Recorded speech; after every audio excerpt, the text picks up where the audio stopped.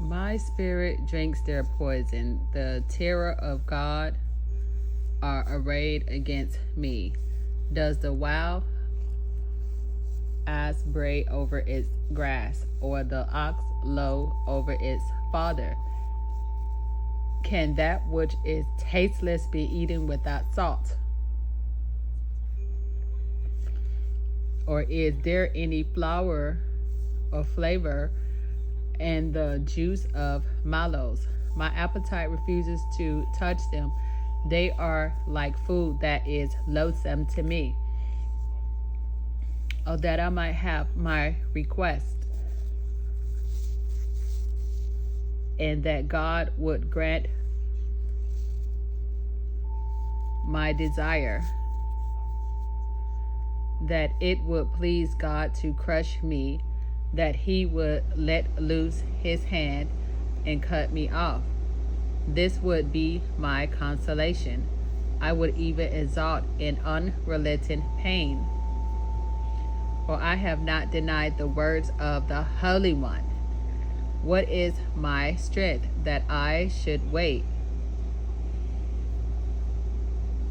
And what is my end that I should be patient? Is my strength the strength of stones, or is my flesh bronze? In truth, I have no help in me, and any resources is driven from me. Those who withhold kindness from a friend forsake the fear of the Almighty, and my companions are treacherous like a torrent bed, like freshnets that pass away, that run dark with ice, turbid with melting snow. In time of heat they disappear. When it is hot, they vanish from their place. The caravans turn aside from their course. They go up into the waste and perish. The caravans of Dima look. The travelers of Sheba hope. They are disappointed because they were confident. They come there and are confounded. Such you have now become to me. You see my calamity and are afraid. Have I said, make me a gift? Or from your wealth offer a bribe for me?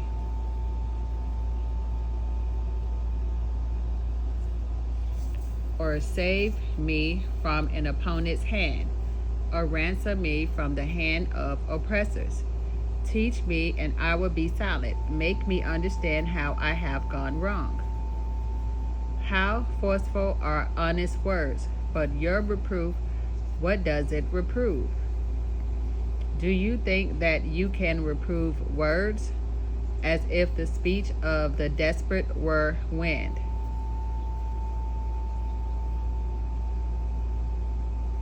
You would even cast lots over the orphan and bargain over your friend.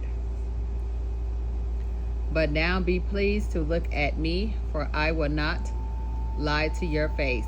Turn, I pray, let no wrong be done. Turn now, my vindication is at stake. Is there any wrong on my tongue? Cannot my taste discern calamity? Job, my suffering is without end. Do not human beings have a hard service on earth? And are not their days like the days of a laborer?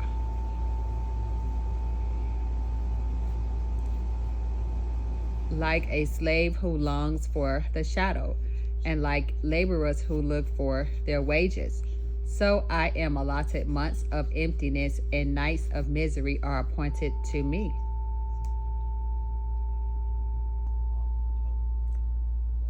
When I lie down, I say, when shall I rise? but the night is still long, and I am full of tossing until dawn. My flesh is clothed with worms and dirt. My skin hardens, then breaks out again. My days are swifter than a weaver's shuttle, and come to their end without hope. Remember that my life is a breath, and my eyes will never again see good. The eye that beholds me will see me no more. While your eyes are upon me, I shall be gone. As the cloud fades and vanishes, so those who go down to Sheol do not come up. They return no more to their houses, nor do their places know them any more. Therefore, I will not restrain my mouth. I will speak in the anguish of my spirit. I will complain in the bitterness of my soul. Am I the sea or the dragon, that you set a guard over me? When I say, my bed will comfort me, my couch will ease my complaint, then you scare me with dreams and terrify me with visions, so that I could choose strangling and death rather than this body. I love my life. I would not live forever. Let me alone, for my days are a breath. What are human beings that you make me so much of them, that you set your mind on them? Visit them every morning, test them every moment. Will you not look away from me for a while?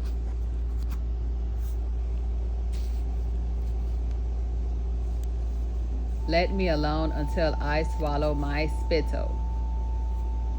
If I sin, what do I do to you, you watcher of humanity? Why have you made me your target? Why have I become a burden to you? Why do you not pardon my transgressions and take away my iniquities? For now I shall lie in the earth. You will seek me, but I shall not be. Bildad speaks. Job should repent. Then Bildad the Shuhite answered, how long will you say these things, and the words of your mouth be a great wind? Does God pervert justice?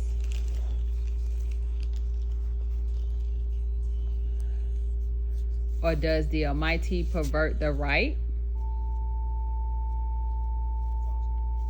If your children sinned against him, he delivered them into the power of their transgressions. If you will seek God and make supplication to the Almighty, if you are pure and upright, surely then he will rouse himself for you and restore to you your rightful place. Though your beginning was small, your latter days will be very great. For inquire now of bygone generations, and consider what their ancestors have found. For we are not but of yesterday, and we know nothing, for our days on earth are but a shadow. Will they not teach you and tell you and utter words out of their understanding? Can papayas grow where there is no marsh? Can reeds flourish where there is no water? While yet in flower and not cut down, they wither before any other plant. Such are the paths of all who forget God. 13. The hope of the godless shall perish. Their confidence is gossamer, a spider's house their trust. If one leans against his house, it will not stand. If one lays hold of it, it will not endure. The wicked thrive before the sun, and their shoots spread over the garden. Their roots twine around the stone heap. They live among the rocks. If they are destroyed from their place, then it will deny them, saying, I have never seen you. See, these are their happy ways, and out of the earth still others will spring. See, God will not reject a blameless person, nor take the hand of evildoers. He will yet fill your mouth with laughter and your lips with shouts of joy. Those who hate you will be clothed with shame, and the tent of the wicked will be no more.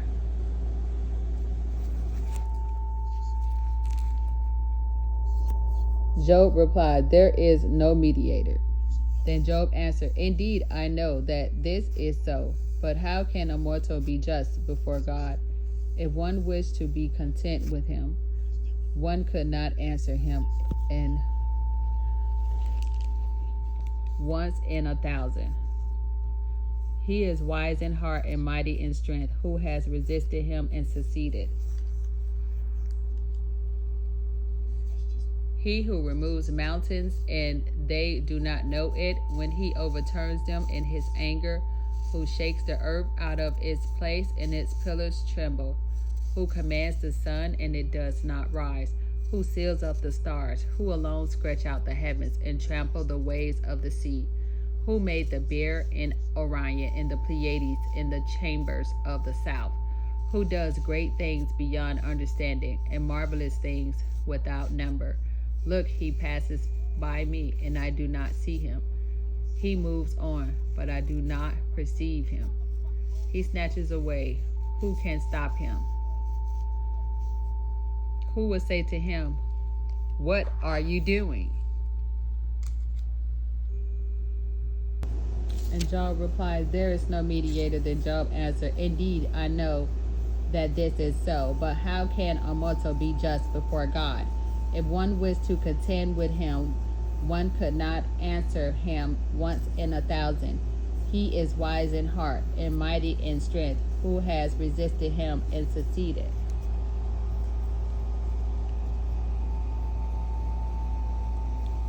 He who removes mountains and they do not know it, when he overturns them in his anger, who strikes the earth out of its place and its pillars tremble, who commands the sun and it does not rise, who seals up the stars, who alone stretch out the heavens and trample the waves of the sea, who made the bear of Orion and the Pleiades and the chambers of the south, who does great things beyond understanding and marvelous things without number. Look, he passes by me, and I do not see him. He moves on, I do not perceive him. He snatches away. Who can stop him? Who would say to him, "What are you doing?"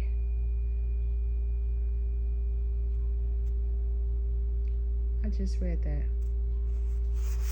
So they get Dios. Oh yeah, because I had stopped. Yeah, I stopped there. God will not turn back his anger. The helpers of Rahab bowed beneath him. How then can I answer him, choosing my words with him? Though I am innocent, I cannot answer him. I must appeal for mercy and my accuser. If I summoned him and he answered me, I do not believe that he will listen to my voice. For he crushes me with the tempest and multiplies my wounds without cause. He would not let me get my breath, but fills me with bitterness. It is a contest of strength. He is the strong one.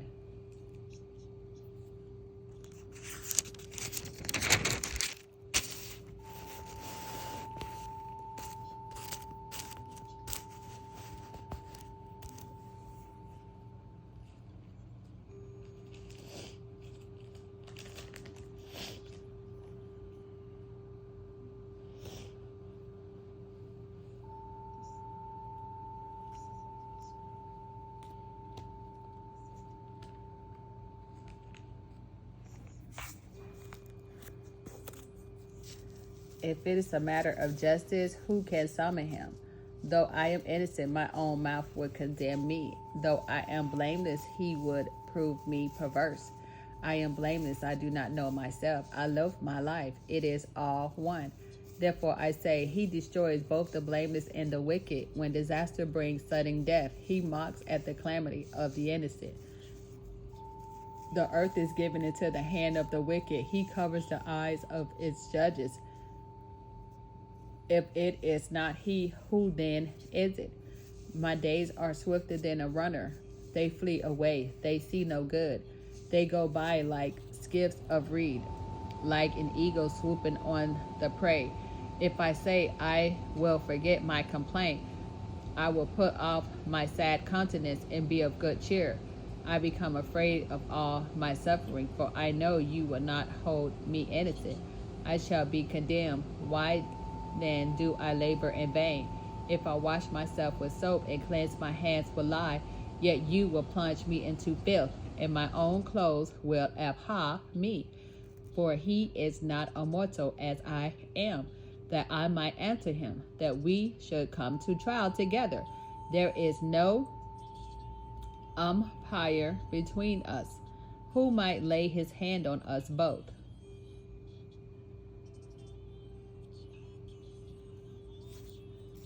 If he would take his rod away from me and not let dread of him terrify me, then I would speak without fear of him, for I know I am not what I am thought to be.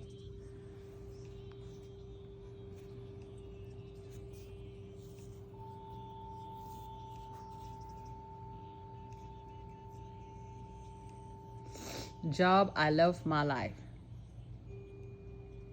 I love my life, and I would give free utterance to my complaint. I will speak in the bitterness of my soul, and I will say to God, do not condemn me. Let me know why you contend against me. Does it seem good to you to oppress, to despise the work of your hands, and favor the schemes of the wicked?